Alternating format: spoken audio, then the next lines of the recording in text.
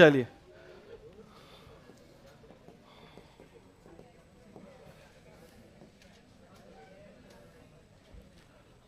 तो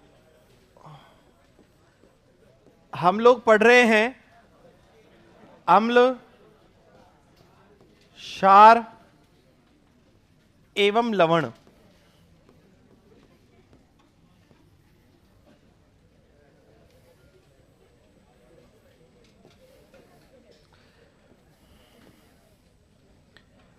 acid, base and salt, इस पर हम लोग बात कर रहे थे। और पिछली क्लास तक आरेनियस ने जो अवधारणा दी थी वो मैं आप लोगों को पढ़ा चुका था।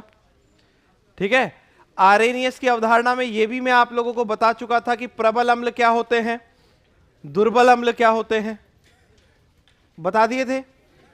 हाँ, हेडिंग डाली हुई है।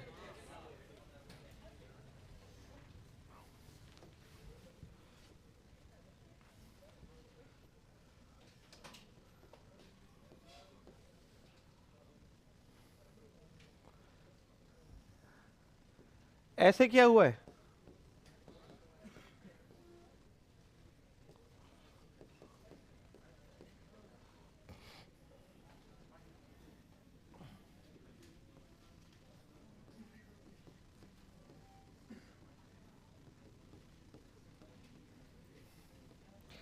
देखो भाई, है ना,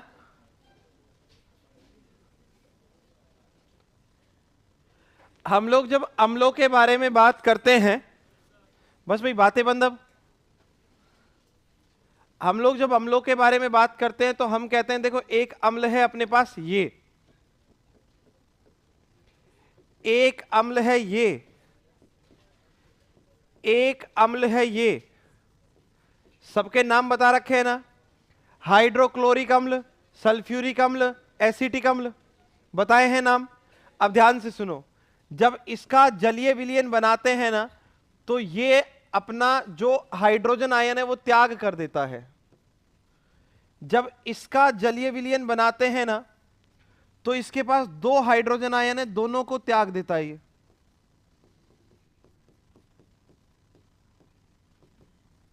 और जब इसका जलीय विलयन बनाते हैं ना,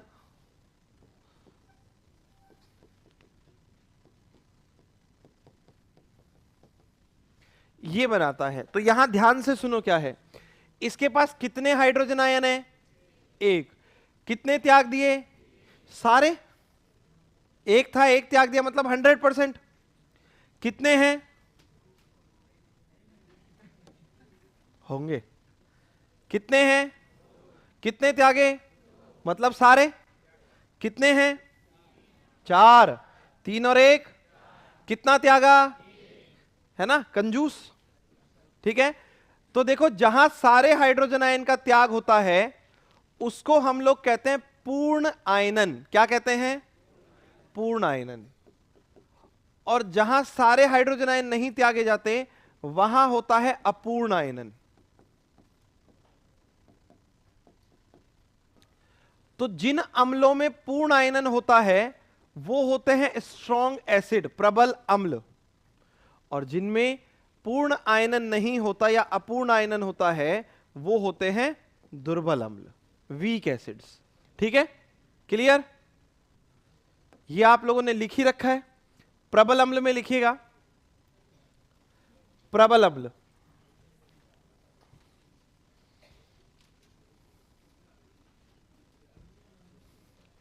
ऐसे अम्ल,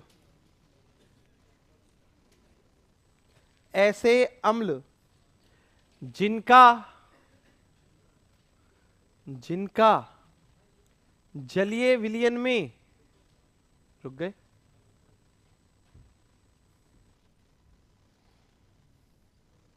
बोले, ऐसे अम्ल जिनका जलीय विलयन में पूर्ण आयनन होता है, पूर्ण आयनन होता है,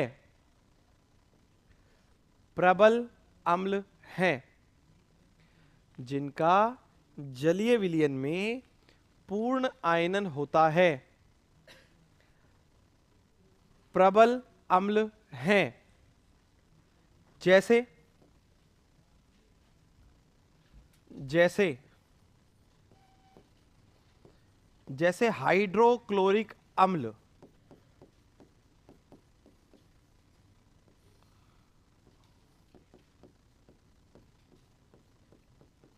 HCl, जैसे हाइड्रो आयोडिक अम्ल,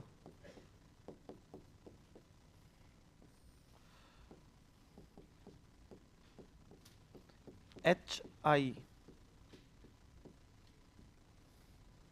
जैसे सल्फ्यूरिक अम्ल,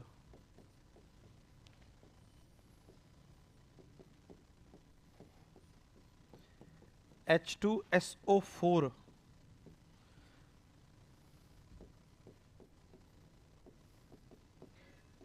जैसे नाइट्रिक अम्ल, HNO3,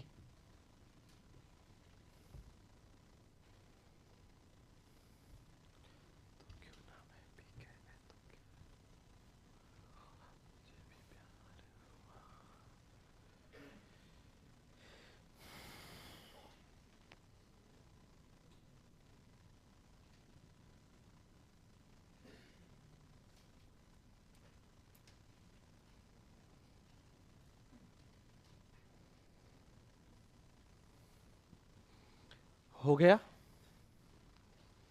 शेष तो नहीं किसी का? चलिए इसी बात पर दुर्बल अम्ल में लिखिएगा,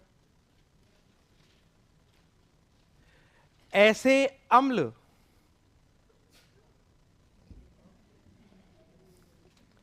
जिनका ऐसे अम्ल जिनका पूर्ण आयनन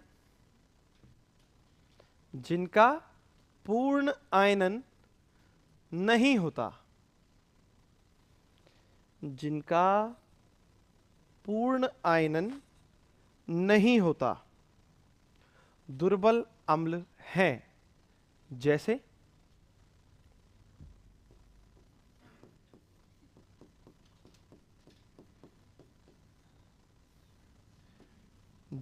कार्बोनिक अम्ल H2CO3, जैसे एसिटिक अम्ल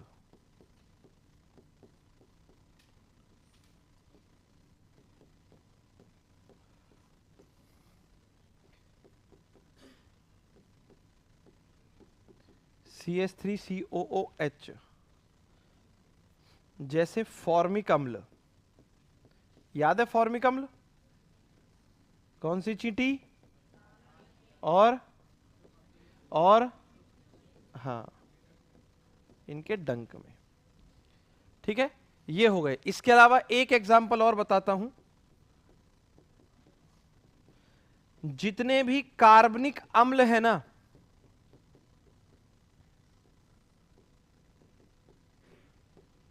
जितने भी कार्बनिक अम्ल हैं सारे के सारे दुर्बल अम्ल हैं। अब हमारे दिमाग में एक प्रश्न आएगा कि ये कार्बनिक अम्ल क्या हैं?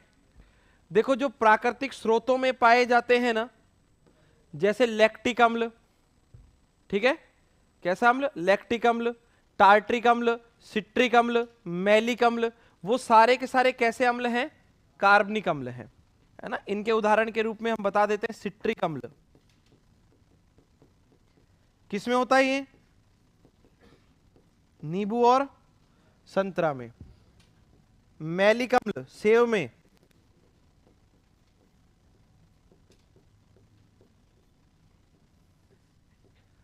टार्ट्रिक किसमें?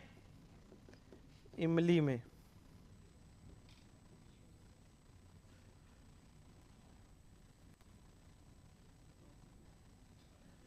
ऑक्सैलिक अम्ल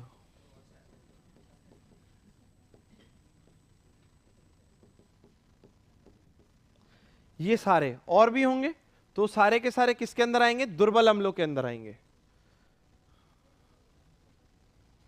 लिख दो, फिर अगली थ्योरी पढ़ेंगे।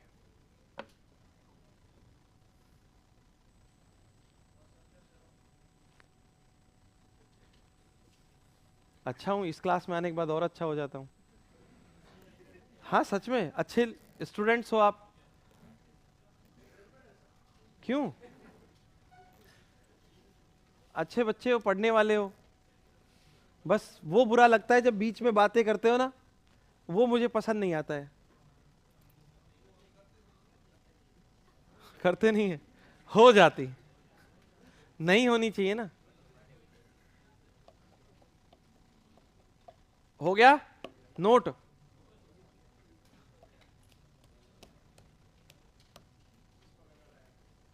क्यों? चश्मा क्यों लगाए?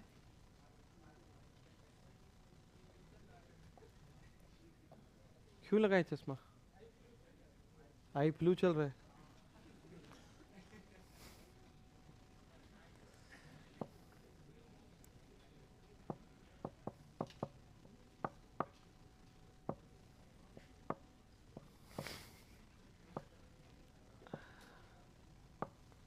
हो गया, बहुत अच्छा है।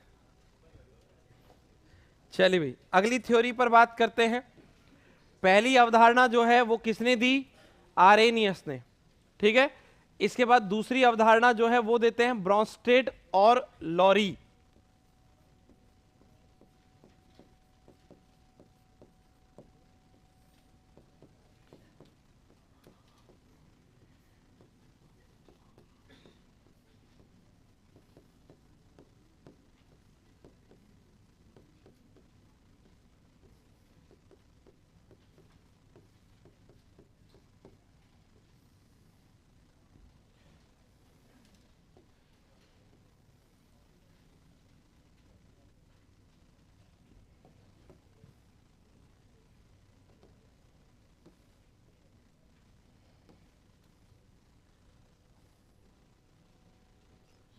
चलिए देखो, हम लोग बात करें ब्रॉन्स्टेड लोरी की, तो ब्रॉन्स्टेड लोरी के अनुसार जब हम लोग बात करते हैं ना, अम्ल क्या होते हैं, क्षार क्या होते हैं, तो ब्रॉन्स्टेड लोरी की पूरी अवधारणा प्रोटॉन पर आधारित है। और यहां मैं आप लोगों से बार बार ये कहूंगा कि एक पदार्थ ने प्रोटॉन त्याग दिया और दूसरे पदार्थ ने प्रोटॉन ग्रहण कर दिया, ठीक है। ऐसी स्थिति में आप लोगों को किस बात पर ध्यान देना है, ये सुनो कि क्या कोई परमाणु प्रोटॉन त्याग सकता है? आप में से किसी ने पहले सुना है परमाणु प्रोटॉन त्याग सकता है क्या? इलेक्ट्रॉन का तो सबने सुना है, मगर जब मैं कह रहा हूं कि प्रोटॉन त्याग सकता है, तो यह कभी पहले सुना है कि परमाणु प्रोटॉन त्याग सकता है? नहीं। तो फिर हम किस प्रोटॉन की बात करेंगे, ये ध्यान से सुनना। हम जब कहते हैं प्रोटॉन, तो हम लोग बात करते हैं इसकी, किसकी? H प्लस की। H प्लस भी एक प्रोटॉन होता है। क्या होता है? पूछो कैसे, पूछो। हाँ देखो, इसके नाभिक में एक प्रोटॉन है, ये इसकी पहली कक्षा है, इसकी कक्षा में एक इलेक्ट्रॉन है, ये होता है 1H।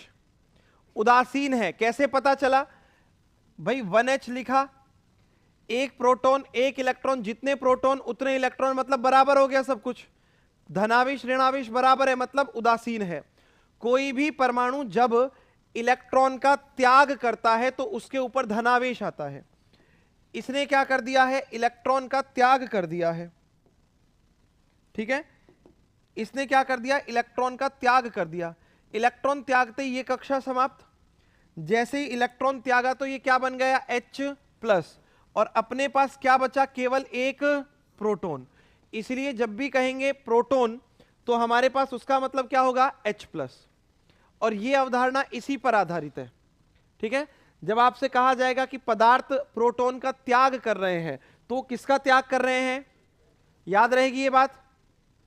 जब पदार्थ प्रोटॉन का त्याग करेगा तो किसका त्याग करेगा? H प्लस का। अपन लिखेंगे भी, है ना। चलो तो देखो, ये बहुत सिंपल परिभाषा देते हैं अम्ल और क्षार की।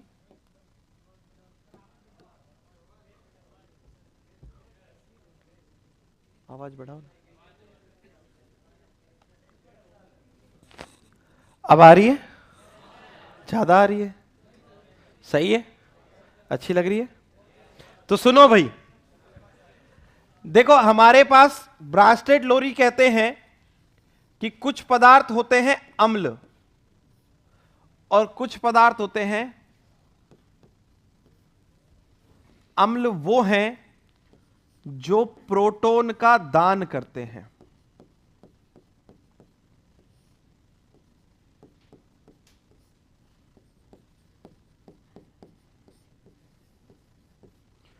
और क्षार वो हैं जो क्या करेंगे?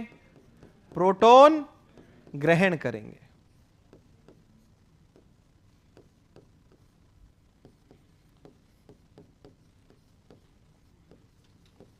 ठीक, उदाहरण बताने से पहले, है ना, आप लोगों को यहां एक सिंपल चीज मैं आप लोगों को पहले बता देना चाहता हूं या पहले पूछ लेता हूं, जल की प्रकृति कैसी होती है? बोलो, कैसी बताई? उदासीन। तो अब यहां देखो थोड़ा सा जादू। हमारे पास एक पदार्थ है HCl प्लस, ये क्रिया कर रहा है जल के साथ। किसके साथ? जल के साथ। अब यहां ध्यान से सुन लेना, आपको कभी भी रिएक्शन नहीं रटनी है, वापस कह रहा हूं, पहले भी कहा था अब भी कह रहा हूं, ठीक है ना। प्रश्न इस थ्योरी से बनेगा, इस थ्योरी को जस्टिफाई करने के लिए मैं रिएक्शन बताता हूं, ठीक है। प्रश्न कैसा बनेगा, ये जैसे ही चैप्टर खत्म होगा वैसे ही आपको तीनों चैप्टर्स के क्वेश्चंस जो है वो मैं करवाऊंगा सॉल्व। तो देखो यहां से क्या हो रहा है, रिएक्शन होगी, दो तीर लगा रखे, इसका मतलब दोनों दिशाओं में रिएक्शन हो सकती है। देखो इनमें से ये वाला परमाणु H+ का त्याग करेगा, इसने H+ का त्याग किया तो यहां क्या बचा? केवल Cl-, H+ को ग्रहण करेगा, ये कितने H हो जाएंगे यहां पर? बोलो कितने? 3। ऑक्सीजन साथ में है, प्लस वाला ग्रहण किया इसलिए प्लस, ठीक है। हाँ, हाइड्रोनियम आयन जो कि पहले बताया हुआ है। जिसने H+ त्याग किया है वो ही क्या होता है, और जिसने ग्रहण किया है वो क्या होता है। तो जल की प्रकृति कैसी? एक चीज, दूसरी चीज और सुनो, हमारे पास है NH3। NH3 को हम लोग क्या कहते हैं? अमोनिया। सुना तो होगा, ठीक है, अमोनिया, ठीक है। और दूसरा है हमारे पास H2O, इनके बीच में रिएक्शन होगी। H2O जो है ना, ये टूटता है H+ और OH- में, तो इसने H+ का अगर त्याग किया तो हमारे पास केवल क्या बचा? OH-। ये H+ जाएगा इसके पास, कितने हाइड्रोजन हो जाएंगे? 4, NH4, साथ में क्या है ऊपर? प्लस, ये बन जाएगा।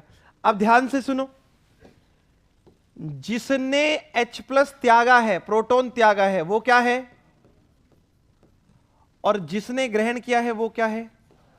बताने का उद्देश्य, यहां देखो H2O अम्ल और H2O क्षार, और आप कह रहे थे कि ये तो क्या है? उदासीन। मगर सोचने की बात है ना, जब आपसे कहा जाए कि जल की प्रकृति कैसी, तो क्यों कही आपने उदासीन, जबकि आप वर्षा जल जो है उससे बहुत भली भांति परिचित है। बारिश के पानी से तो परिचित हैं आप लोग। बारिश का पानी जो होता है उसकी पीएच मान हमेशा 7 से कम होती है, तो प्रकृति कैसी हुई? अम्लीय। समुद्रों के जल का पीएच मान 8 से ज्यादा होता है, जो 7 से भी ज्यादा है, इसका मतलब वो कैसा हुआ? क्षारीय। और जब आपसे कहा जाए ना कि शुद्ध जल या आसुत जल की प्रकृति कैसी होती है, तब कहोगे उदासीन। तो जल की तीनों प्रकृतियां एग्जिस्ट करती हैं, अम्लीय भी, क्षारीय भी और उदासीन भी, ठीक है। तीनों प्रकार के जल जो हैं वो अवेलेबल होते हैं। अब एक चीज इन्होंने और बताई, अम्ल से जो पदार्थ प्राप्त होता है, अम्ल से जो पदार्थ प्राप्त होता है उसे संयुग्मी क्षार कहते हैं।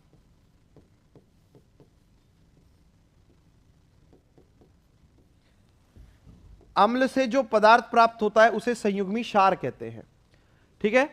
और जो क्षार से जो पदार्थ प्राप्त होता है उसे क्या कहते हैं? संयुग्मी अम्ल।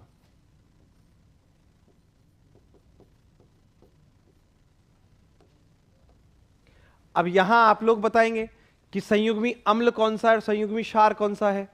बताओ अमोनियम क्या है? संयुग्मी अम्ल, क्योंकि ये क्षार से मिला है।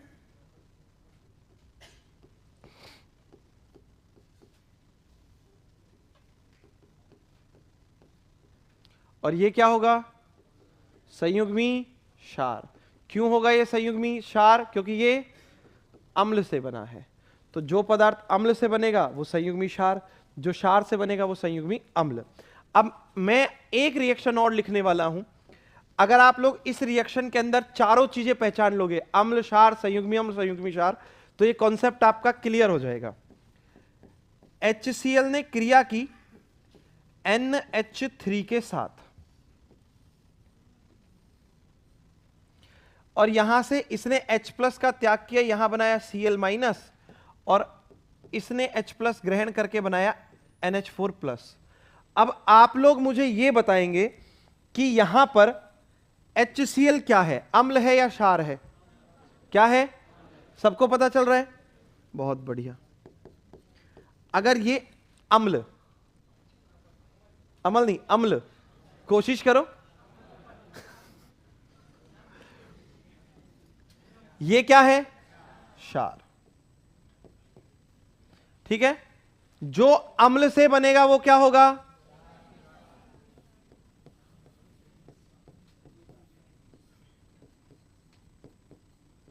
और जो क्षार से बनेगा वो क्या होगा? संयुग्मी अम्ल। बस इतनी सी कॉन्सेप्ट है इनका, और इनका कॉन्सेप्ट हमसे उल्टा लिख दिया। अच्छा, हाँ,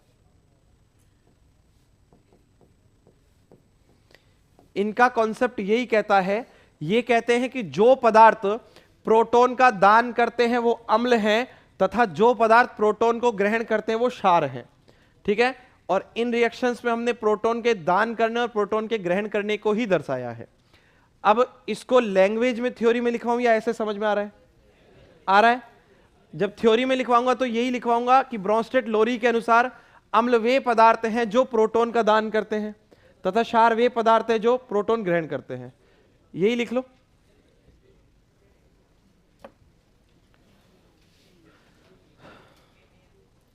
हाँ, नोट कर दो, सेम टू सेम सब कुछ। हाँ, एज इट इज। क्षार की जगह क्या लिखोगे? अरे वो हाँ, उसमें क्षारा की होते हैं, सच बात है।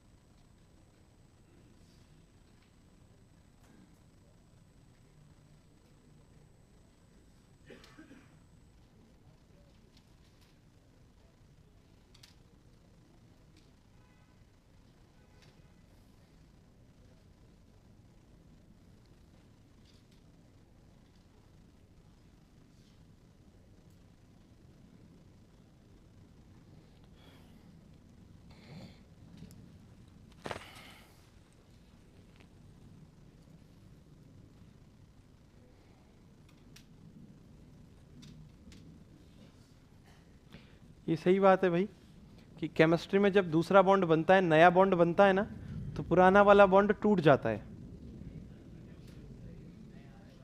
अरे केमिस्ट्री में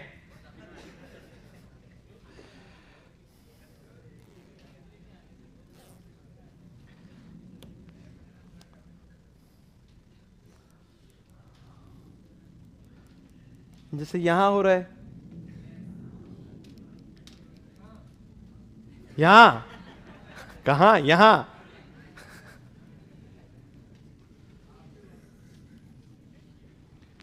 क्यों टूटता है? क्योंकि प्रतिस्थापन के लिए स्थान चाहिए होता है ना भाई, जगह चाहिए होता है ना।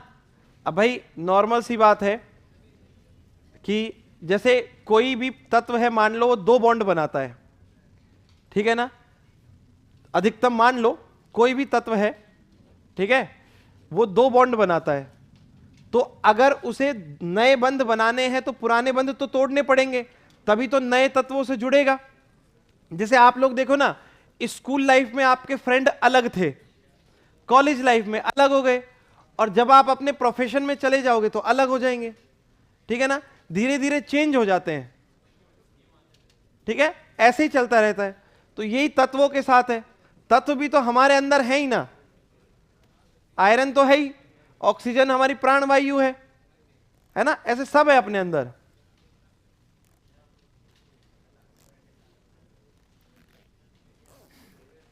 ऐसे हर चीज में नहीं होता है, होता है, अरे नहीं होता है, अरे नहीं होता है ना।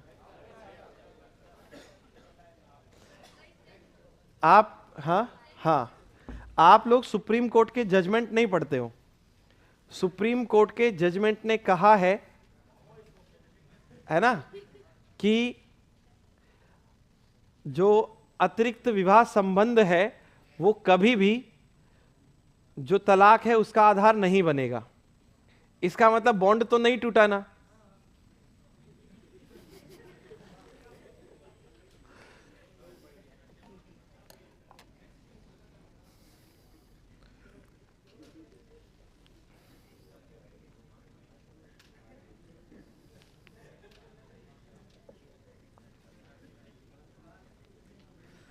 देखो ऐसे बोला करो कि या तो आवाज पहुंचे, है ना। अच्छा, शर्म आती है।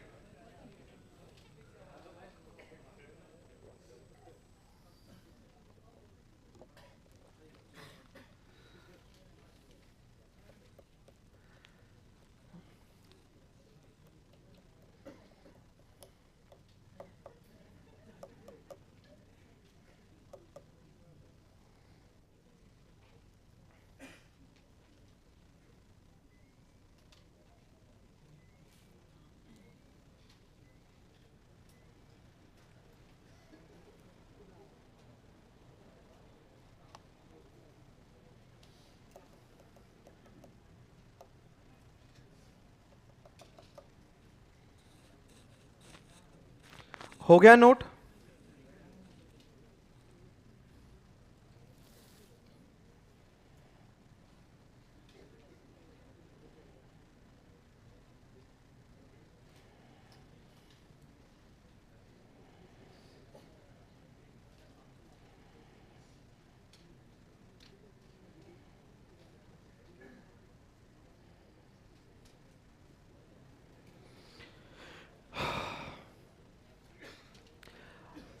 अमोनिया एक गैस है भाई, और अमोनिया मूल रूप से ना एक दम घोटू गैस है। यदि हम अमोनिया के संपर्क में लंबे समय तक या अधिक समय तक रहते हैं ना, जैसे 2-3 घंटे या 1-1.5 घंटे, तो आत्मा परमात्मा के मिलन की संभावनाएं बढ़ जाती हैं। मतलब समझ गए ना। चले आगे, शेष तो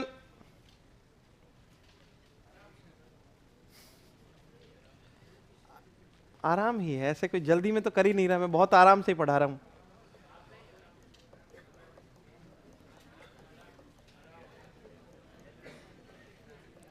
आराम हराम है, किसने कहा था? गांधी जी ने? अरे नेहरू जी ने। ये क्या मतलब हुआ कि कांग्रेसी है? क्या? हो गया ना। चलिए, अच्छा, अब आप में से वो लोग हाथ ऊपर करो जो एकाकी इलेक्ट्रॉन युग्म को जानते हैं। लॉन पेयर ऑफ इलेक्ट्रॉन को जो जानते हैं वो हाथ ऊपर करो।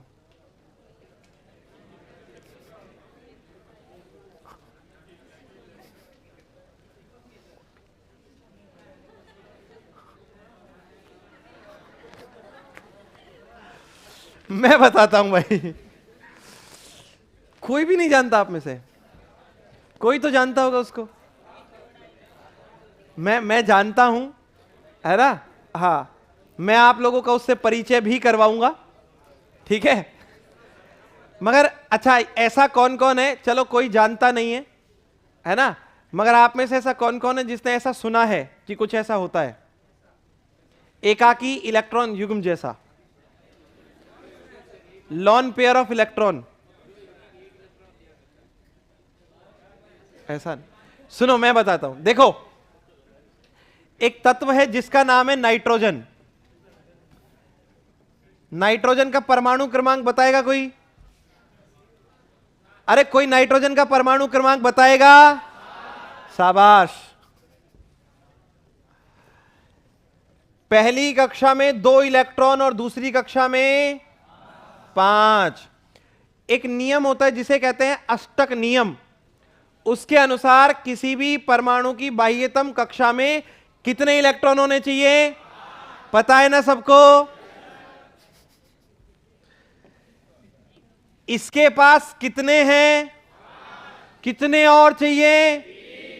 तो ये 3 इलेक्ट्रॉन किसी से मांगेगा, है ना? या तो उधार मांगेगा या दोस्त के जैसे मांगेगा। उधार मांगने का मतलब होता है वापस देना पड़ेगा, है ना, लोन। हां, और दोस्त के जैसे मांगने का मतलब है कि दोस्त मांगता मांगता मर जाएगा, कभी नहीं देंगे, है ना, कभी भी नहीं देंगे, ठीक। तो ये 3 इलेक्ट्रॉन, आवाज बढ़ाओ ना, क्या हुआ? आवाज मिलती है उनको तो डबल पढ़ाई हो रही है उनकी। तो 3 इलेक्ट्रॉन ग्रहण करता है या फिर 3 इलेक्ट्रॉनों का साझा करता है। हां, साझा, शेयरिंग कर ली कि भाई तेरे पास भी रख ले, मेरे पास भी रख ले। दोस्ती का यही तो उसूल है, जो तेरा है वो और जो मेरा है वो, है ना। थोड़ी सी बढ़ा दो, थोड़ी सी। हाँ, बढ़ा रहे, बढ़ा दी, देखो आ गई ना। अरे आ गई, आ तो रही है। कितनों को नहीं आ रही? हाथ ऊपर करना।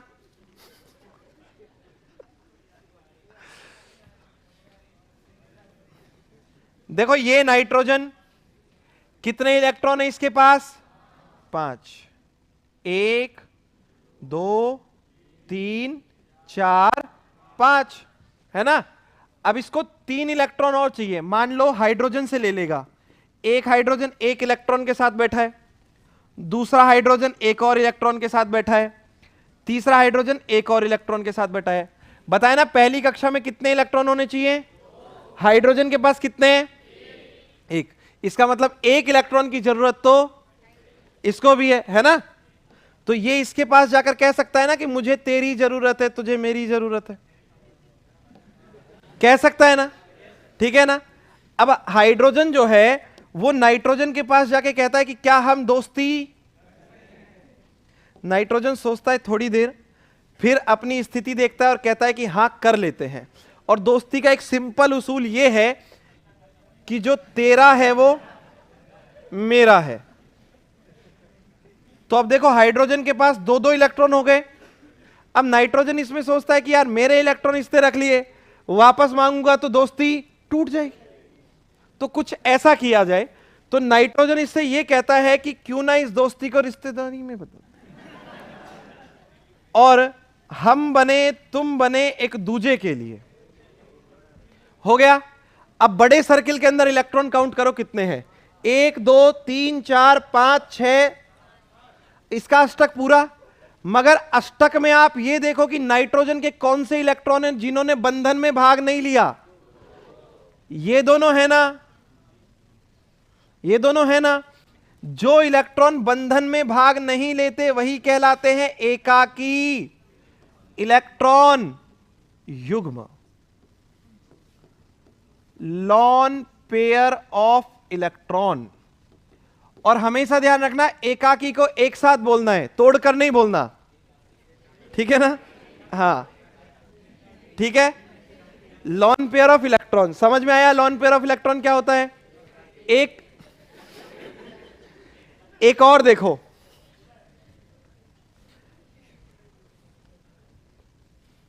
ऑक्सीजन आता है 8 नंबर पर। कितने नंबर पर? 8 नंबर पर। पहली कक्षा में, दूसरी कक्षा में 6। अष्टक नियम कहता है कि दूसरी कक्षा में कितने इलेक्ट्रॉन होने चाहिए? इसके पास कितने हैं? कितना और चाहिए? तो 2 इलेक्ट्रॉन या तो मांगेगा उधार, या फिर दोस्ती।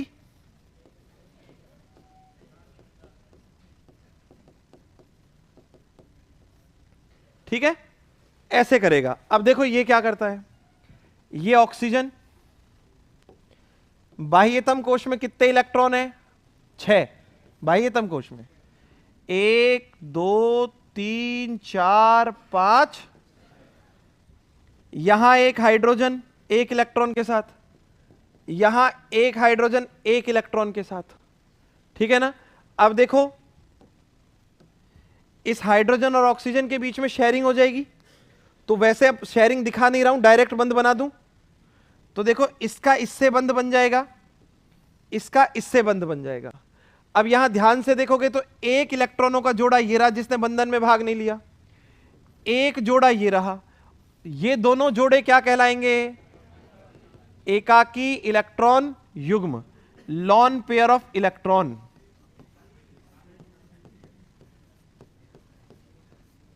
ठीक है ना?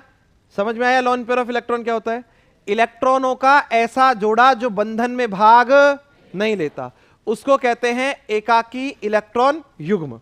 ठीक है, तो ये सबसे, इसी थ्योरी पर हमारा अगला सिद्धांत आधारित है। जो लुईस की अवधारणा है उसमें एकाकी इलेक्ट्रॉन युग्मों की ही बात की गई है। नोट डाल के इनको नोट कर लो ताकि हमें पता हो कि एकाकी इलेक्ट्रॉन क्या होते हैं।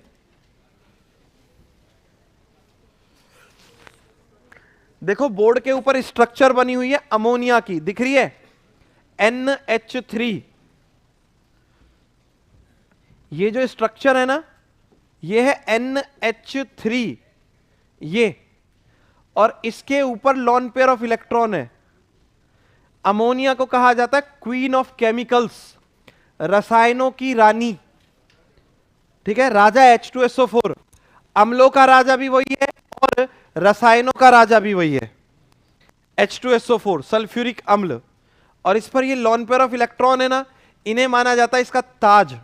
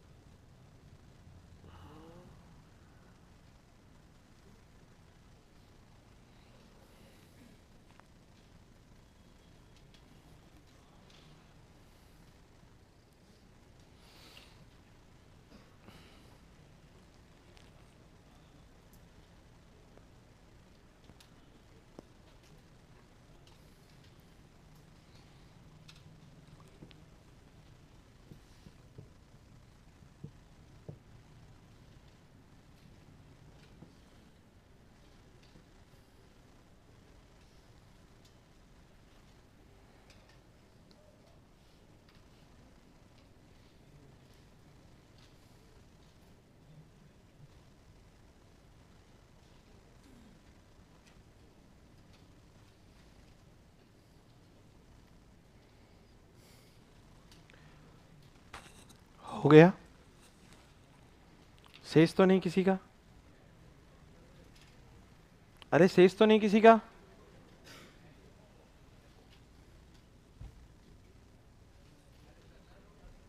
इसीलिए तो पूछता हूं ना, ताकि हाथ ऊपर कर दो भाई।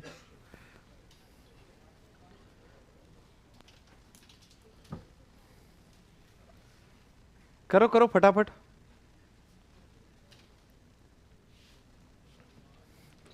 लिख देना साइड में, NH3 अमोनिया है और इसको हम लोग कहेंगे क्वीन ऑफ केमिकल्स, रसायनों की रानी।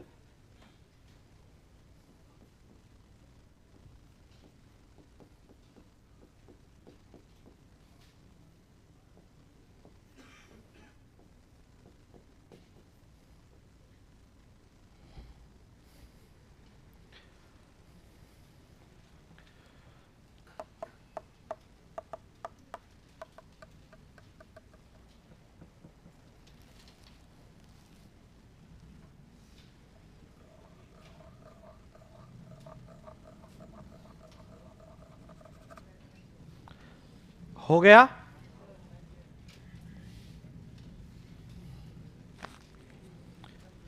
शेष तो नहीं किसी का? चलें आगे। बहुत अच्छा, करिए, इसमें बता दीजिएगा एकाकी इलेक्ट्रॉन युग्म को।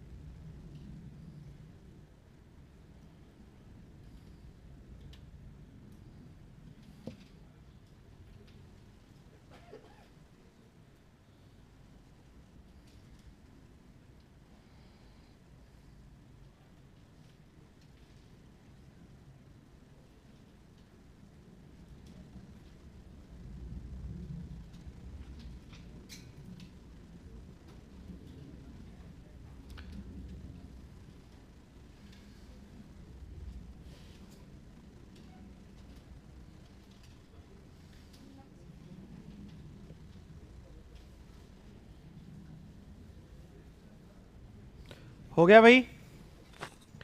शेष तो नहीं? चलिए हेडिंग डालिएगा।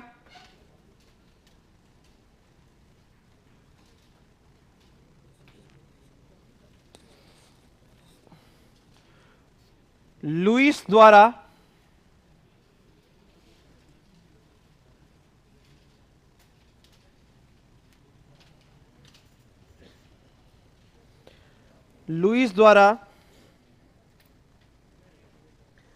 अम्ल क्षार अवधारणा।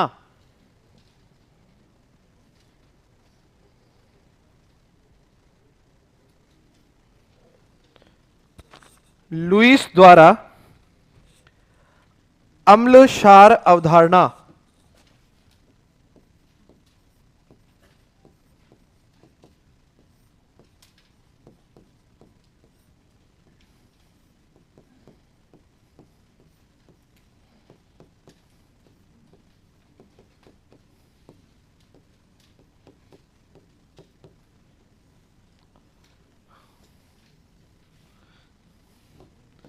किसके द्वारा? लुईस के द्वारा। तो देखो, ब्रांस्टेड लोरी ने प्रोटॉन से संबंधित बात की थी, लुईस ने इलेक्ट्रॉन से संबंधित बात की है, मगर आपको एग्जामिनर भटकाने की कोशिश करेगा जब वो कहेगा कि लुईस के अनुसार अम्ल या क्षार है, तो वो एक ऑप्शन में केवल इलेक्ट्रॉन लिख कर देगा और आपको कभी भी इलेक्ट्रॉन पर फिसलना नहीं है। हमेशा सही उत्तर क्या होगा? जहां एकाकी इलेक्ट्रॉन युग्म लिखा होगा, इलेक्ट्रॉन नहीं होगा, हमेशा क्या होगा? एकाकी इलेक्ट्रॉन युग्म। क्योंकि लुईस कहते हैं कि जो पदार्थ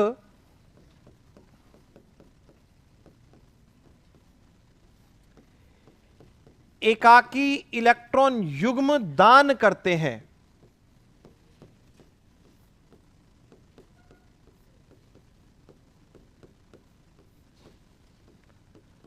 वो तो है क्षार।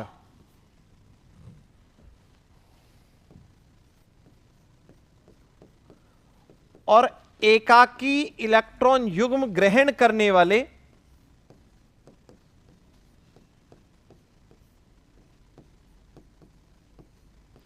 वो क्या होंगे?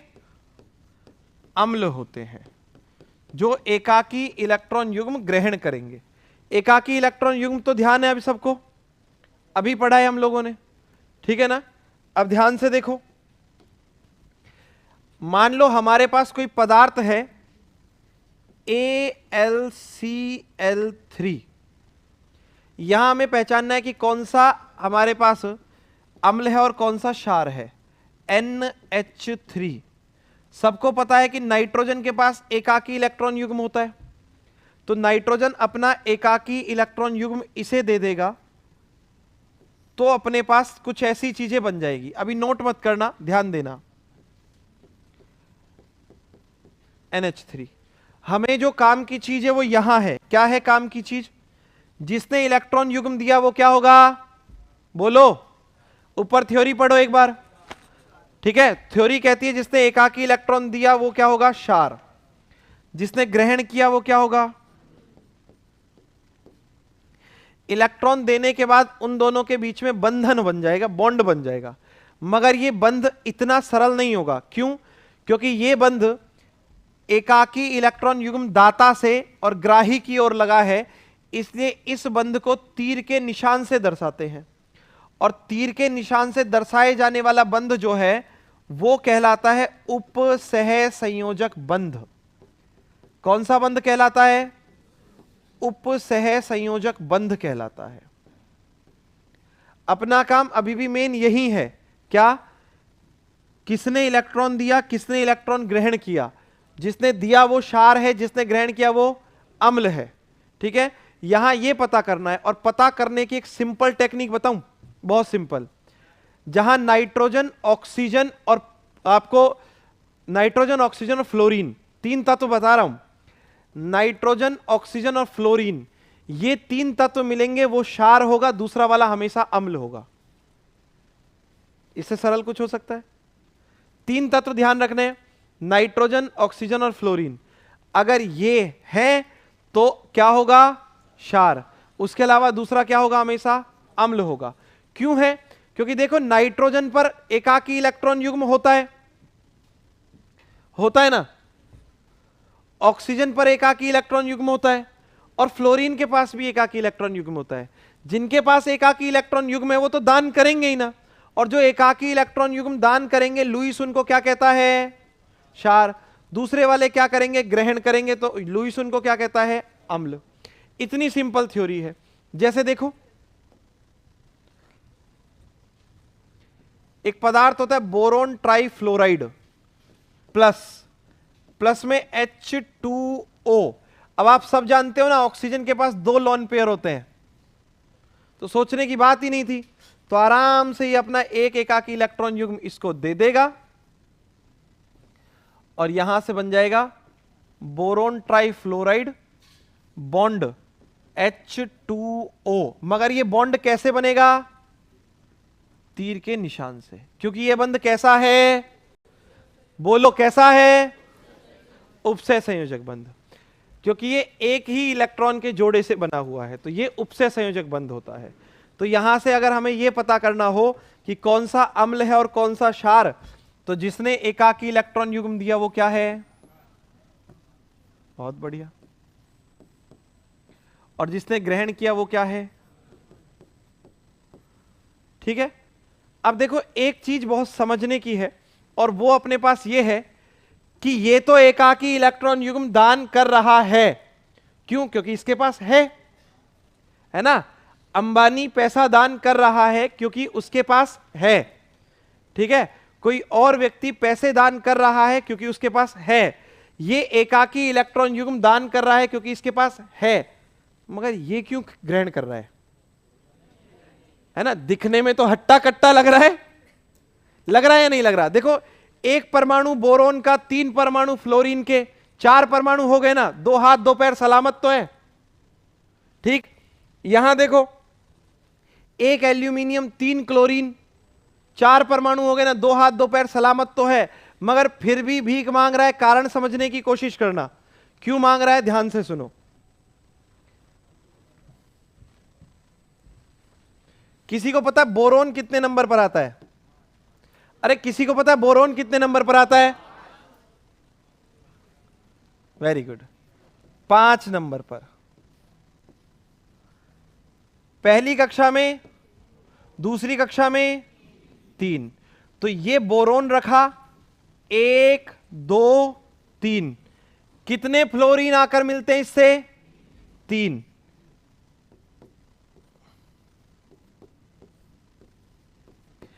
इलेक्ट्रॉन काउंट करें एक बार, 1 2 3 4 5। अष्टक नियम कितने इलेक्ट्रॉन की बात करता है? इसके पास कितनी रोटी है? कितनी रोटी का भूखा? 2 रोटी। इसके घर में एक्स्ट्रा है ना, वही दिए इसने इसको। इसका अष्टक अपूर्ण होता है, अष्टक अधूरा होता है। इसके पास 8 इलेक्ट्रॉन नहीं होते, इसीलिए दूसरे से जो इलेक्ट्रॉन है उनका साझा करता है। और किस बंध का निर्माण करता है? उपसय संयोजक बंध का निर्माण करता है। नोट कर दीजिएगा।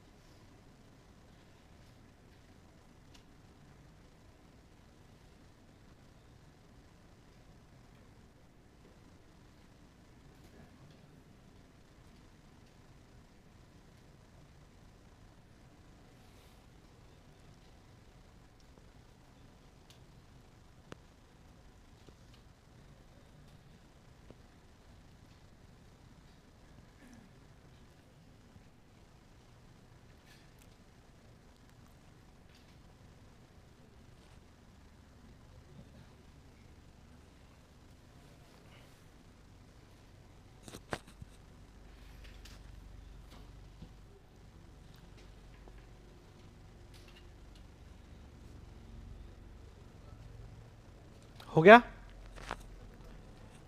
शेष तो नहीं किसी का? रुक गए?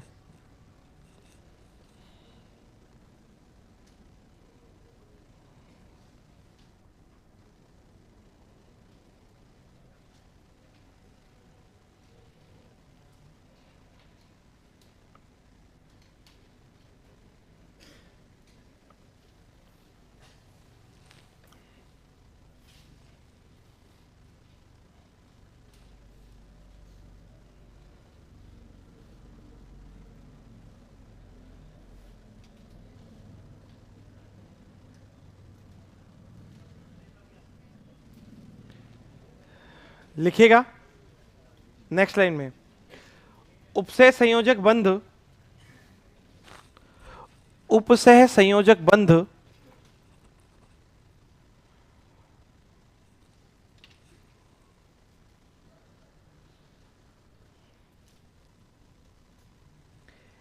एकाकी इलेक्ट्रॉन युग्म दाता से, उपसह संयोजक बंध एकाकी इलेक्ट्रॉन युग्म दाता से ग्राही की ओर, एकाकी इलेक्ट्रॉन युग्म दाता से ग्राही की ओर तीर के निशान से, एकाकी इलेक्ट्रॉन युग्म दाता से ग्राही की ओर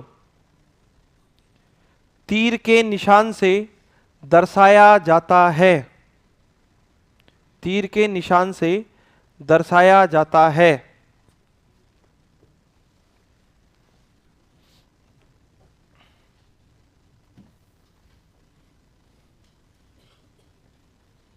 नोट कीजिए।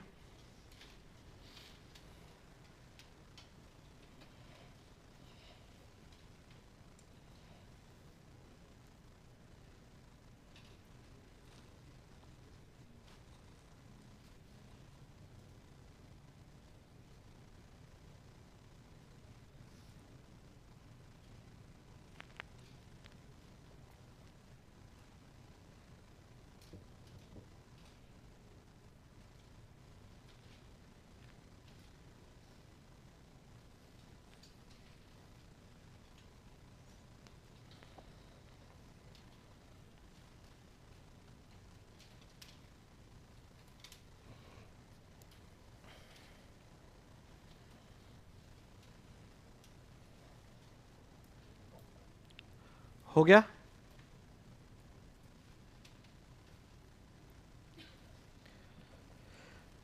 चलिए नेक्स्ट हेडिंग डालिएगा। नोट डाल के लिखो एक पॉइंट, नोट डालो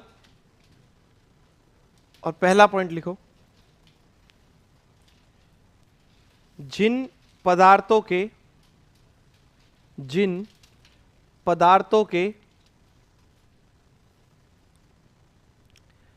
केंद्रीय परमाणु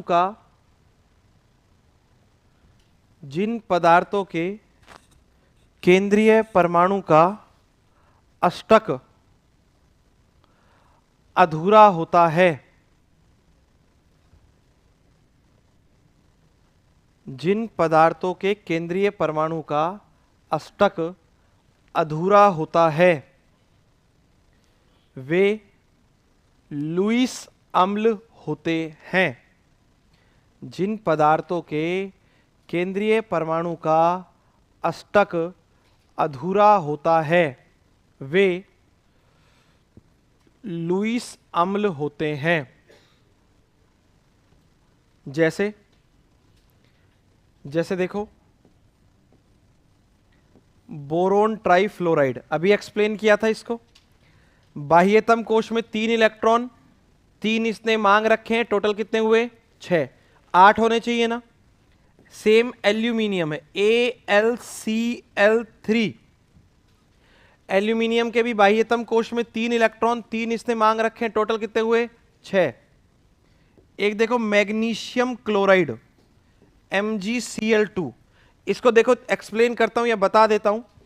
मैग्नीशियम कितने नंबर पर आता है बताएगा कोई? 12 नंबर पर। पहली कक्षा में कितने इलेक्ट्रॉन? दूसरी कक्षा में 8, तीसरी कक्षा में 2। ये इसकी बाह्यतम कक्षा देखो, मैग्नीशियम की बाह्यतम कक्षा में 2 इलेक्ट्रॉन है। क्लोरीन कितने आ रहे हैं? 2। तो देखो इलेक्ट्रॉन कितने हुए? 1 2 3 4, अधूरा है ना अष्टक, इसीलिए। ठीक है, ऐसे ही हमारे पास होगा कैल्शियम क्लोराइड भी और कैल्शियम फ्लोराइड भी इत्यादि। लिख दो जैसे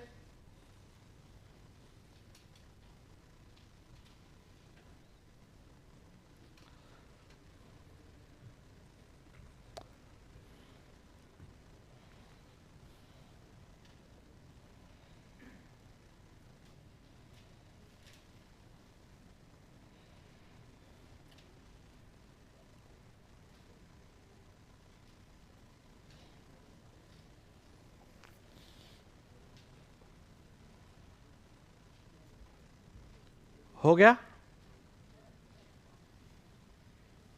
नेक्स्ट लिखिएगा, सेकंड पॉइंट नोट में।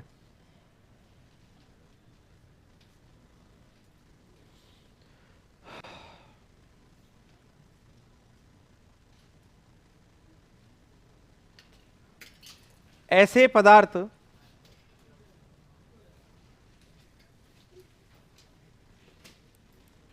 नोट में सेकंड पॉइंट लिखेगा, ऐसे पदार्थ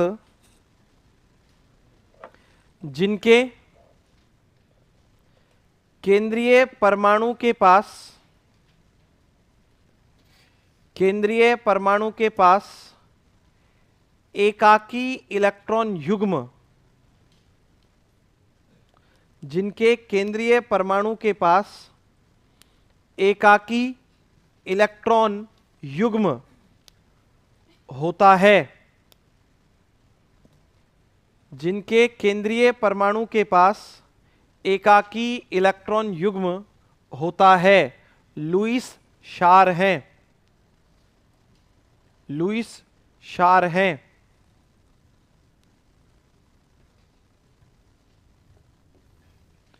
दो उदाहरण बताएगा कोई? दो उदाहरण बताएगा कोई? हाँ, वेरी गुड। एक तो NH3,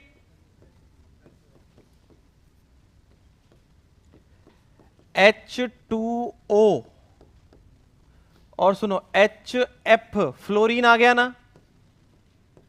फ्लोरीन के पास 3 लॉन पेयर इलेक्ट्रॉन होते हैं, इत्यादि लिख देंगे।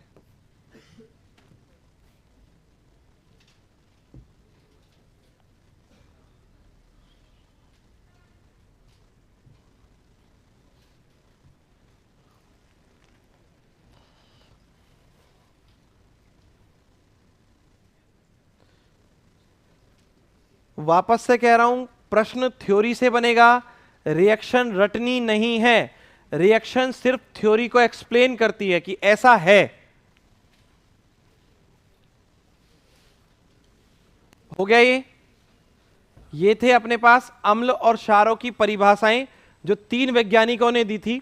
वैज्ञानिकों के नाम है आरेनियस, 3 परिभाषाएं जो 4 वैज्ञानिकों ने दी थी, आरेनियस, ब्रांस्टेड, लोरी और लुईस। आरेनियस ये कहते हैं कि जो पदार्थ जलीय विलयन में हाइड्रोजन आयन का त्याग करते हैं वो क्या है? बोलो, क्या है? अम्ल है। और जो जलीय विलयन में हाइड्रोक्साइड आयन OH- आयन त्यागते हैं वो क्या है? क्षार है। वहीं जो ब्रांस्टेड लोरी हैं उनकी अवधारणा में यह कहा जाता है कि अम्ल वे पदार्थ हैं जो किसका? प्रोटॉन का दान करते हैं, जबकि प्रोटॉन को ग्रहण करने वाले पदार्थ क्या कहलाते हैं? क्षार कहलाते हैं। और यहां लुईस कहते हैं कि जो पदार्थ एकाकी इलेक्ट्रॉन युग्म दान करते हैं वो क्षार हैं, और एकाकी इलेक्ट्रॉन युग्म ग्रहण करने वाले पदार्थ जो होते हैं वो क्या कहलाते हैं? अम्ल कहलाते हैं। ये 6 लाइन है, इन्हीं से क्वेश्चन बनने वाला है। अम्लों की 3 परिभाषाएं और क्षारों की 3 परिभाषाएं, ठीक है? जो आरेनियस है उसके अनुसार, ब्रांस्टेड लोरी के अनुसार और लुईस के अनुसार। अगर अम्ल और क्षार की परिभाषा पर प्रश्न बना तो इनके साथ ही बनेगा, ठीक है? 6 लाइनों के हिसाब से। चलिए इसके बाद नेक्स्ट हेडिंग डालेंगे,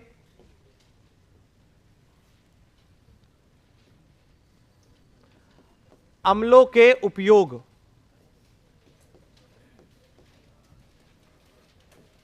यूजेस ऑफ एसिड्स।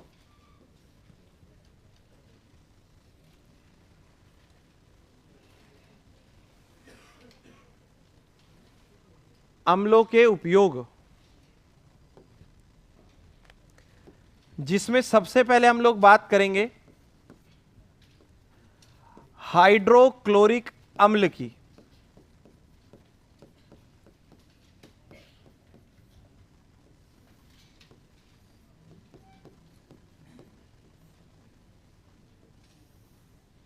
देखो यहां से छोटे छोटे से क्वेश्चन और बन सकते हैं, जैसे हाइड्रोक्लोरिक अम्ल का सूत्र क्या है ना, या हाइड्रोक्लोरिक अम्ल का सामान्य नाम क्या है ना, ऐसे प्रश्न भी बनते हैं।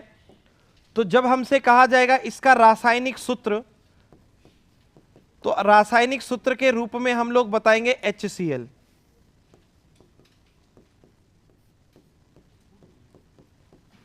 HCl, ठीक है। और दूसरे नंबर पर जब हमसे कहा जाएगा इसका सामान्य नाम, रासायनिक नाम तो हम लोगों ने लिख ही रखा है, तो सामान्य नाम हम लोग इसका बताते हैं नमक का तेजाब। किसका तेजाब? नमक का तेजाब। तेजाब ही अम्ल होता है भाई। और आप लोगों को अच्छे से पता होगा हमारे शरीर में भी HCl अम्ल उत्पन्न होता है ना, अमाशय में। अमाशय में जठर ग्रंथियों के द्वारा जठर रस, गैस्ट्रिक जूस प्रोड्यूस होता है, जिसका सबसे मुख्य अवयव जो होता है वो HCl अम्ल होता है। हमारे शरीर में प्रतिदिन 1.5 से और 2 लीटर तक जो जठर रस है वो उत्पन्न होता है, जो भोजन के पाचन के लिए आवश्यक होता है, जिसमें HCl अम्ल के अलावा कुछ एंजाइम भी अवेलेबल होते हैं जो भोजन का पाचन करते हैं, काइम बनाते हैं भोजन को।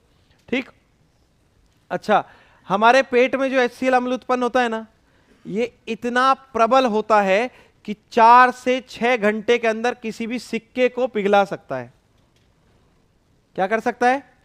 सिक्के को पिघला सकता है।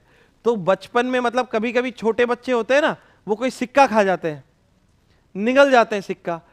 अगर वो सिक्का गले में या कहीं अन्य स्थान पर अटका नहीं और गति करता हुआ पेट में चला गया, तो 2 स्थितियां होंगी। या तो वो कभी अगले दिन रात, है ना, किसी अन्य मार्ग से बाहर आ जाएगा, समझ गए, है ना, मल के साथ बाहर आ जाएगा। अगर वो बाहर नहीं आया तो मम्मी जिंदगी भर चिंता में रहती है कि वो सिक्का गया कहां, है ना। हाँ, मम्मी को ये चिंता रहती है कि कहीं और तो नहीं चला गया। वो कहीं नहीं जाएगा, पेट में गल चुका होगा वो HCl अम्ल की सहायता से। 4 से 6 घंटे में गल जाता है, पिघल जाता है। और ऐसी स्थिति में डॉक्टर्स जो हैं वो ये सलाह देते हैं कि इसको खाना दिखाओ, खिलाओ मत, दिखाओ खिलाओ मत। क्यों? क्योंकि खाना दिखाने पर मन में लालच आता है कि खाना सामने है, सामने है, तो दिमाग ये कहता है कि भोजन के आने की तैयारी करो। भोजन के आने की तैयारी में गैस्ट्रिक ग्लैंड जो होती हैं, जठर ग्रंथियां जो होती हैं, वो जठर रस उत्पन्न करती हैं। और जब जठर रस उत्पन्न होता है तो HCl अम्ल अधिक मात्रा में उत्पन्न होता है, जिसकी वजह से जो सिक्का है वो जल्दी पिघलेगा। 4 से 6 घंटे में हम लोग निगला हुआ सिक्का पिघल जाते हैं। आप में से कोई ना कोई ऐसा जरूर होगा जिसने सिक्का खाया होगा बचपन में, है कोई? पिघल गया, है ना। हाँ, कुछ कुछ लोग तो पेच जो होता है ना, पेच, वो निगल जाते हैं।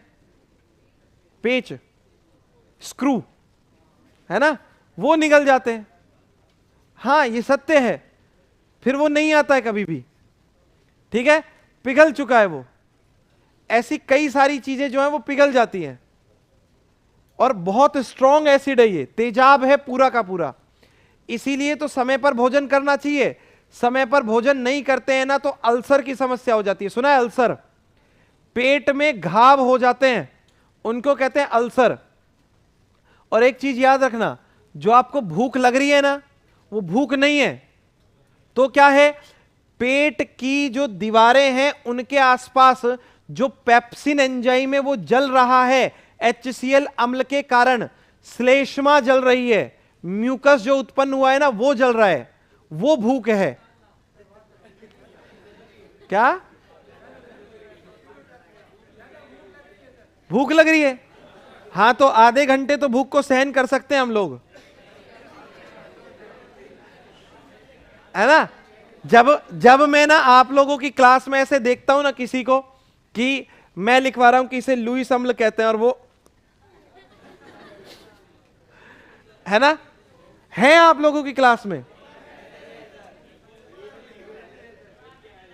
डिपार्टमेंट अलग है, वो अलग बात है है ना। ऐसा नहीं है, 2-4 लड़के भी हैं ऐसे, 2-4 है, ज्यादा नहीं है, ठीक है ना, 1-2, हाँ, उनमें सुपारी का आदान प्रदान होता है, ठीक है।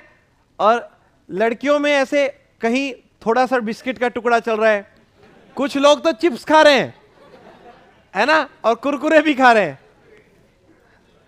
ऐसे मास्टर से भी पूछ लो, गुरुजी खाओगे क्या? हालांकि मैं मना ही करूंगा, ठीक है, मगर फिर भी पूछ लेना चाहिए ऐसे। अब ध्यान से सुनो, इसके उपयोग हम कहां लेते हैं? एक तो सिंक और सैनिटरी की सफाई में। सिंक समझते हो ना, है ना, बर्तन धोने के लिए होती है अपने घर में, ठीक है, सिंक। और सैनिटरी होती है टॉयलेट सीट वगैरह। इनकी सफाई में एसिड यूज लिया जाता है, और वो एसिड क्या है? HCl acid. मार्केट में आती है ना 15 रुपए की बोतल, पता है नहीं पता है? सबको पता होगा ये बात तो। हाँ तेजाब, वो यही है, हाइड्रोक्लोरिक एसिड, ठीक है ना, नमक का तेजाब। जो 15 रुपए 20 रुपए की बोतल जो आती है वो इसी की है, वो हाइड्रोक्लोरिक अम्ल की, ठीक है। जब इसको किसी स्थान पर डाला जाता है बहुत सारी धुआं और बहुत सारा झाग उत्पन्न होता है, यही है वो पहली चीज, उपयोग है इसका। एक उपयोग बताया मैंने किसमें, सिंक और सैनिटरी की सफाई में। दूसरा, जो बॉयलर होते हैं उनकी सफाई में। बॉयलर क्या है, बड़ी बड़ी फैक्ट्रियों में बड़ी बड़ी भट्टियां लगी होती हैं जिनमें धातुओं को पिघलाया जाता है, प्लास्टिक को पिघलाया जाता है, उन भट्टियों को कहते हैं बॉयलर, ठीक है। इन बॉयलर की सफाई में भी इसी का उपयोग करते हैं। तीसरे नंबर पर बात करें तो कुछ औषधियां होती हैं जो इससे बनाई जाती हैं, ठीक है, कुछ औषधियां इससे बनाई जाती हैं, स्पेशली ऐसी औषधियां जिनको लगाने पर हल्की सी जलन और या हल्की सी गर्माहट उत्पन्न होती है, ठीक है। जैसे अमृतांजन बाम है ना, सुना है, बाम, झंडू बाम ही सुना है। एक बाम आती है अमृतांजन, नहीं सुनी? बाम की कंपनी अमृतांजन, उसके अंदर थोड़ी सी मात्रा में HCl होता है। उसे जब लगाते हैं ना तो हल्की सी जलन उत्पन्न होती है, फिर थोड़ी सी ठंडक और फिर तेज गर्माहट महसूस होती है, ठीक है। इसके अतिरिक्त हम लोग बात करें, इसका उपयोग किया जाता है एक्वारेजिया बनाने में। एक्वारेजिया अलग से एक टॉपिक है जो हम लोग पढ़ने वाले हैं। एक्वारेजिया को अम्ल राज के नाम से भी जानते हैं, जिसमें किसी भी धातु को डालते हैं तो पिघल जाएगी वो, ठीक है। इन सब कामों के लिए कुछ समय पहले तक मार्केट में मांझा मिला करता था, कांच का मांझा, याद है? वो मांझा इतना तेज होता था, हम पतंग उड़ाते थे और जब पतंग खींचते थे तो हमारी उंगलियां कट जाती थी। कांच का मांझा इतना तेज हुआ करता था, जिसकी वजह से बहुत सारे पक्षियों के पर, बहुत सारे पक्षियों की गर्दनें और बहुत सारे लोगों की गर्दनें कटी हैं। जयपुर में तो मकर संक्रांति के अवसर पर पुराने, आज से 7-8 साल पहले वाले न्यूज़पेपर उठाकर देखोगे ना तो मकर संक्रांति के अगले दिन का जो न्यूज़पेपर आता था उसमें 5-6 खबरें इसी तरीके की आती थी, मांझे से कटी गर्दन, ठीक है। बैन है अब ये मांझा। मांझा उद्योग में कांच वाला मांझा इसी से बनाते थे। क्या करते हैं, कांच को तोड़ तोड़कर बहुत बारीक पीसते थे और कांच को फिर इस HCl अम्ल के अंदर डालते थे, जिससे कांच जो है पिघल जाता था बिल्कुल, और इस HCl अम्ल में फिर रखते थे धागा, धागे के ऊपर कांच की परत बन जाती थी, वो वास्तविक में कांच का मांझा होता था, ठीक है ना, इसीलिए वो इतना शार्प हुआ करता था। अब तो नायलॉन का मांझा आता है ना, जो टूटता भी मुश्किल से है, काटा जाता है जिसको, तो वर्तमान समय में जिसे प्लास्टिक का मांझा कहते हैं, ठीक है वो। तो इन सब चीजों के लिए हमें HCl अम्ल जो है उसकी जरूरत पड़ती है। इसके अलावा HCl अम्ल का एक काम और है, प्रयोगशाला में जब नमक बनाना होता है तब HCl अम्ल को काम में लेते हैं, इसीलिए इसे क्या कहा जाता है, नमक का तेजाब कहते हैं। तो ये 2 पॉइंट लिखो, लिख दिए? लिखो फिर जिन्होंने नहीं लिखे।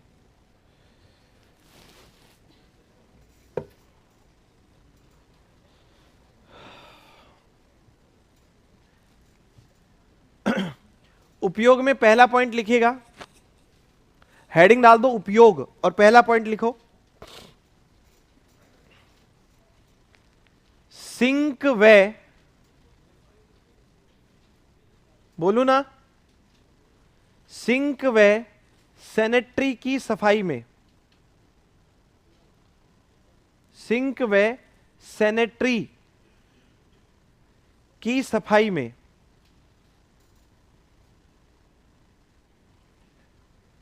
दूसरा पॉइंट लिखो,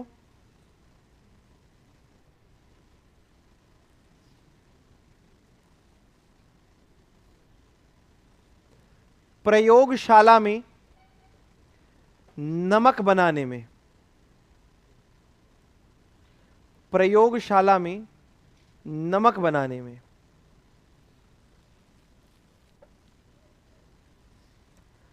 अगला पॉइंट लिखो,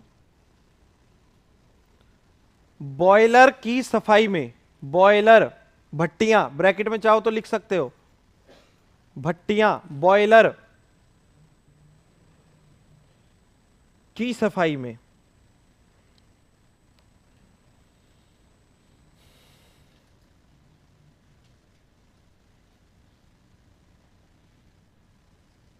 नेक्स्ट लिखो, मांझा उद्योग में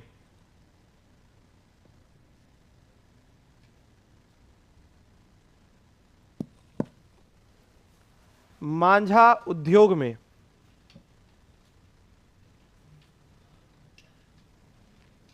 और लास्ट लिख दो औषधियां बनाने में। लास्ट नहीं, सेकंड लास्ट, एक और लिखेंगे, औषधियां बनाने में।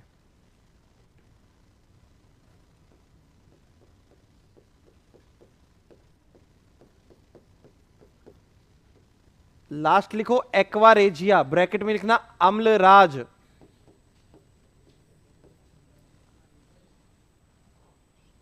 एक्वारेजिया ब्रैकेट में लिखेगा अम्लराज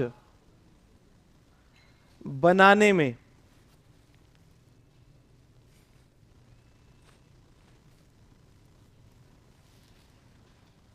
अम्लराज बनाने में।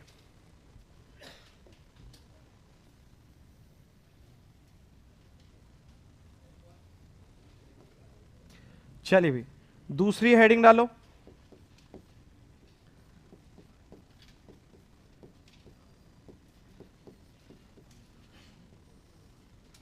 सल्फ्यूरिक अम्ल।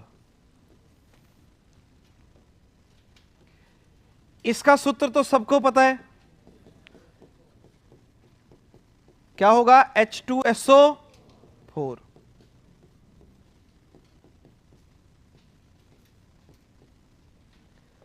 ठीक है, H2SO4।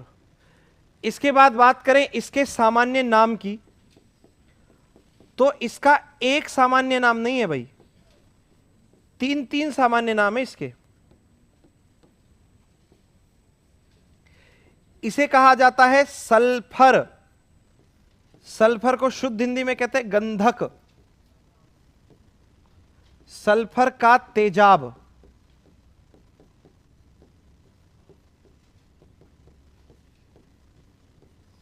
सल्फर का तेजाब कहते हैं इसको, पहली बात। दूसरी बात सुनो, इसे कहा जाता है अम्लों का राजा।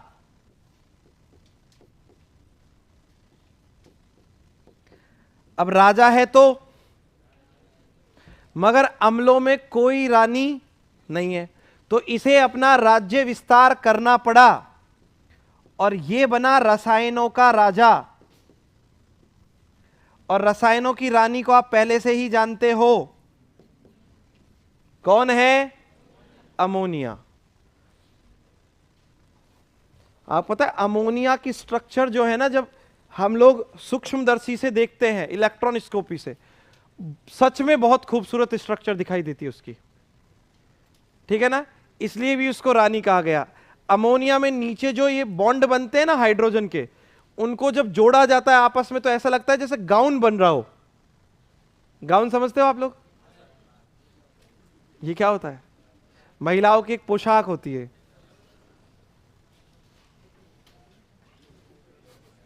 नहीं पता आप लोग? कितने लोग हैं जो गाउन नहीं जानते? लड़कों में कितने जो गाउन नहीं जानते? गाउन नहीं, गाउन।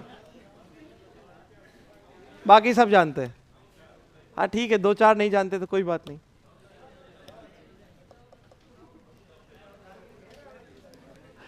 चलिए अब आगे इसके उपयोग सुनो क्या क्या है।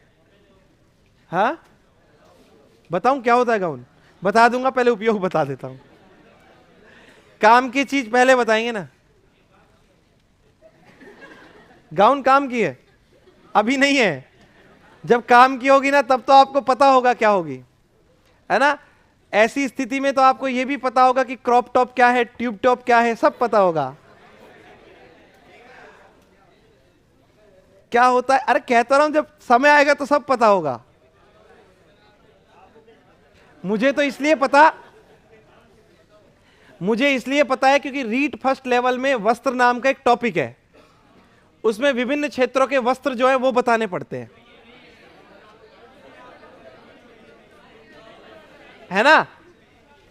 और मैं जिज्ञासु प्रवृत्ति का व्यक्ति हूं, इसलिए मैंने थोड़ा ज्यादा जान लिया, ठीक है। हाँ चलो सुनो इसके उपयोग। देखो इसके उपयोगों में बात करें तो सबसे पहली चीज, इससे कुछ उर्वरक बनाए जाते हैं जो सल्फर की पूर्ति करते हैं मिट्टी को और पादपों को, तो उर्वरक बनाने में इसका उपयोग करते हैं, पहली चीज। दूसरे नंबर पर बात करें, इसका सबसे ज्यादा उपयोग जो किया जाता है वो किया जाता है वाहनों और इन्वर्टर में जो बैटरी प्रयुक्त होती है ना, बैटरी यूज आती है, उसमें इसका उपयोग किया जाता है। आपने सुना है बैटरी में एक पानी डालते हैं, वो यही होता है, मगर वो तनु रूप में होता है। और आप में से बहुत सारे लोगों ने ऐसे भी सुना होगा कि जो बैटरियां हैं उनमें बारिश का पानी डाल सकते हैं। सुना है किसी ने? कितनों ने सुना है ऐसा? कुछ लोगों ने सुना है। ये सत्य है, बैटरी में बारिश का पानी डाला जा सकता है, मगर पहली बारिश का, क्योंकि पहली बारिश अम्लीय वर्षा होती है, उसका पानी डाला जा सकता है, बाकी और किसी का नहीं डालते हैं। ठीक है ना? पहली बारिश, सीजन की पहली बारिश। ठीक है? हाँ अब पहली में छाटा ही पड़ा है तो फिर जो तेज हो उसमें रख लेना, कोई बात। ठीक है? इसके अलावा धातुओं को जब पिघलाना होता है तो इसकी सहायता से पिघला सकते हैं। धातुओं को पिघलाने के लिए इसका उपयोग किया जाता है। ठीक है? तो लिखिएगा उपयोग, छाटा ही पड़ा, लिखिएगा उपयोग। पहला लिखो, वाहनों तथा इन्वर्टर,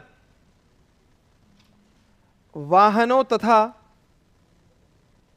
इन्वर्टर, लिखूं? लिख लिया? की बैटरियों में, वाहनों तथा इन्वर्टर की बैटरियों में। दूसरा लिखो,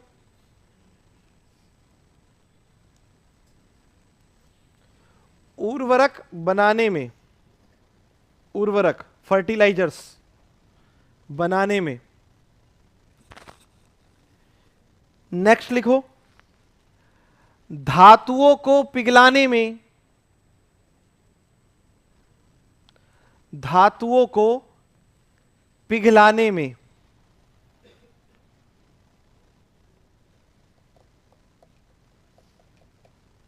और एक और लिख दो, ऑक्सीकारक के रूप में, ऑक्सीकारक के रूप में।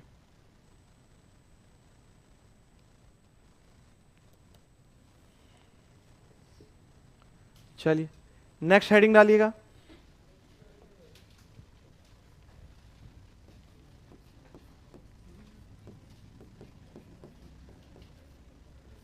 नाइट्रिक अम्ल,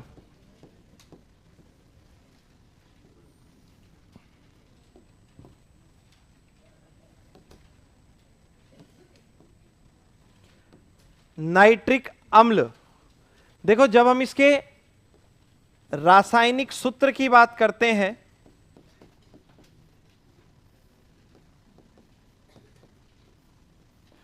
वो होता है HNO3, और जब इसके सामान्य नाम की बात करते हैं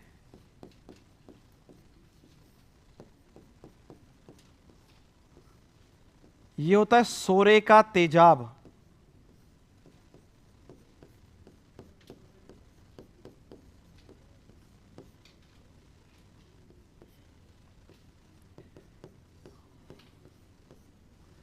सोरे का तेजाब। अब बात यह है सोरा क्या होता है? यह होता है विस्फोटक पदार्थ।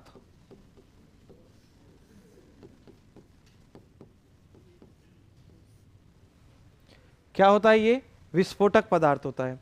आपने दिवाली पर ना अभी इस बार एक विशेष प्रकार का उपकरण देखा होगा, है ना, गन जैसा थोड़ा सा लंबा, और उसमें एक सिरे पर, ठीक है, पाउडर डाला जा रहा है, और जब उसको पंच किया जा रहा है तो बहुत तेज आवाज उत्पन्न हो रही है।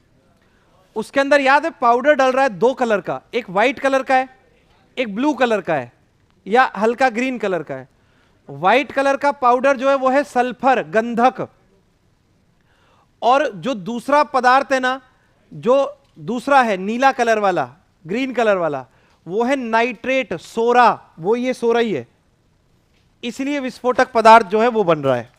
ठीक है, और हम लोग जो कोई भी बम बनाते हैं ना, कोई सा भी, है ना, वो पॉप पॉप को छोड़ के, पॉप पॉप को छोड़ के कोई सा भी बम हो जिसे जलाया जाता है, चाहे वो धारी बम हो, चाहे सूतली बम हो, है ना, चाहे अन्य कोई मुर्गा छाप हो, सबके अंदर ये जरूरी है, इवन जब मानव को परमाणु बम यहां तक कि हाइड्रोजन बम बनाना है तो भी उसे सोरा लेना पड़ेगा, नाइट्रिक अम्ल लेना पड़ेगा। ठीक है, तो एक उपयोग तो हो गया इसका, जो विस्फोटक पदार्थ होते हैं इनके निर्माण में। दूसरी बात सुनो, हम कृषि रसायन बनाते हैं, कृषि रसायन में क्या क्या होता है, ध्यान से सुनिएगा।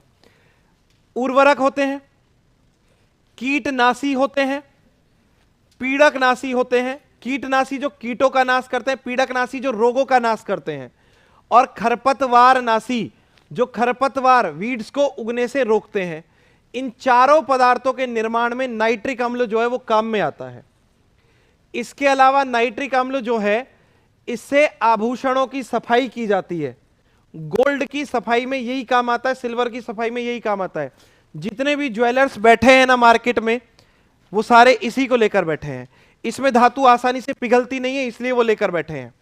ठीक है, और इसके अलावा एक्वारेजिया अम्लराज HCl में पढ़ाया था, उसके निर्माण में इसका उपयोग किया जाता है।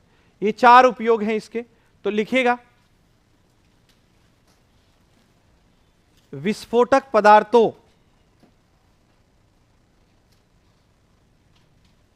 विस्फोटक पदार्थों के निर्माण में, विस्फोटक पदार्थों के निर्माण में। दूसरा लिखिएगा कृषि रसायन, कृषि रसायन जैसे उर्वरक, उर्वरक, कीटनाशी, कीटनाशी, पीड़कनाशी, पीड़क नाशी, खरपतवार नाशी, खरपतवार, खरपतवार, खरपतवार नाशी इत्यादि के निर्माण में।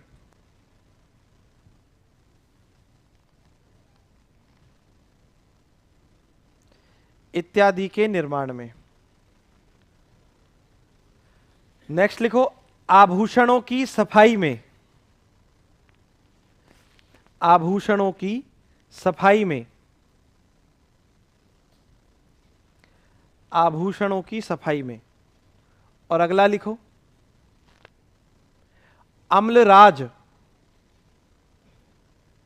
बनाने में, अम्लराज बनाने में। शेष बातें करेंगे अगली क्लास में। राधे राधे।